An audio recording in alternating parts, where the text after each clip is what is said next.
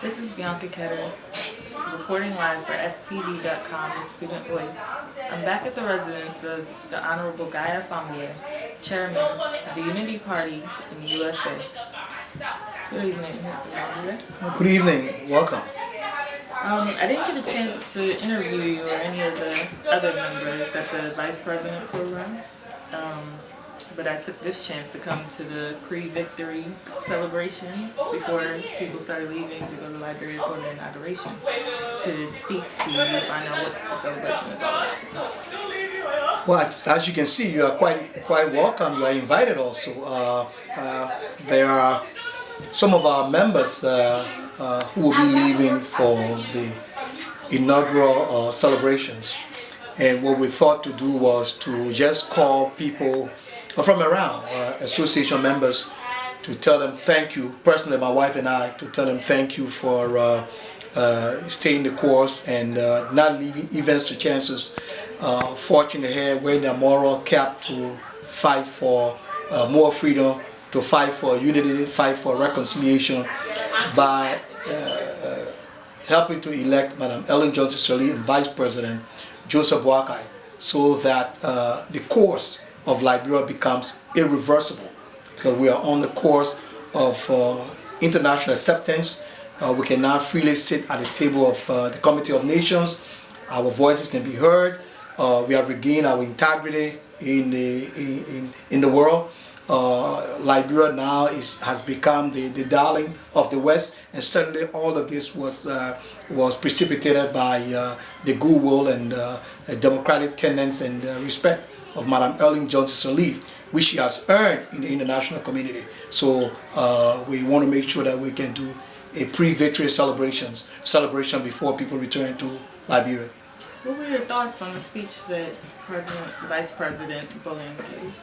Well, it's been a while back, but basically the Vice President was yet to tour 3-4 states, and I just rushed through it in Minnesota. We were able to make some headways to the point that you have the fire department of Minnesota will be going to Liberia to help conduct training and to provide fire equipment for the Liberian government. Also at the University of Minnesota, a lot was achieved, and bilateral relationship and student exchange, scholarship for Liberians, and beyond that, the Vice President engaged the city to establish a sister city relationship, I believe, with Kakata. So in fact, as I speak to you, the team have left already. A 20-man delegation left to go and to make good on their promises to the Liberian government through the kind conveyor belt of communication that was open between the Vice President, ourselves, and those international organizations and states. Moving on to Maryland, he was able to speak on the issue of the past, the present, and the future of Liberia. He gave a historical perspective as to where Liberia was, where it is now, and where it will be going in the future. And I think, but what I did capture from all of these discussions throughout the states is that he laid emphasis on youth participation. He wanted the youth to go back home to make sure that they can participate in the governance of Liberia. So that was something that I think the youth applauded him for a whole lot as he toured the states. As far as the youth, where do you think that Liberia is going in the future? Well, I think the future of Liberia belongs to the youth.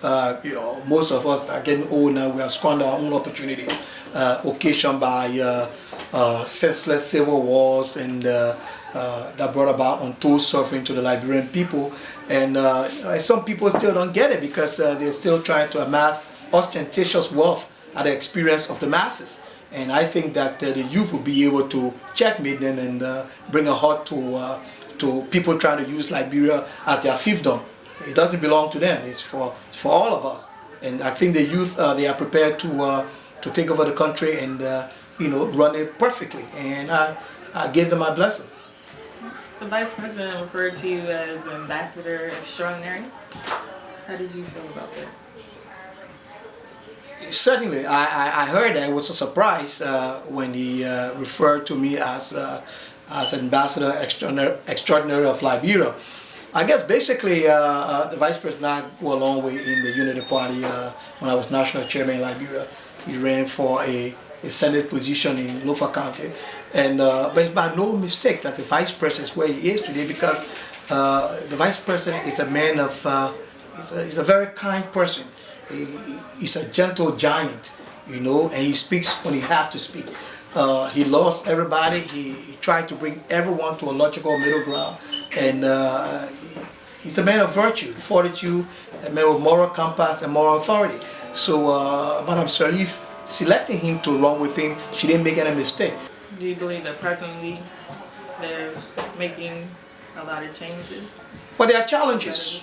There are challenges. There are great challenges. The expectations are very high in Liberia, because people thought that once President Sirleaf took over, you know, money would be floating on the street. People would pick money up like you're picking plum off the ground. But that's not the case, because you see, the whole political thing is a process. It's not an event. An event is where you go one day and it's finished. A process is a step-by-step, you know, analysis and development of situation. So I think she's doing extremely well.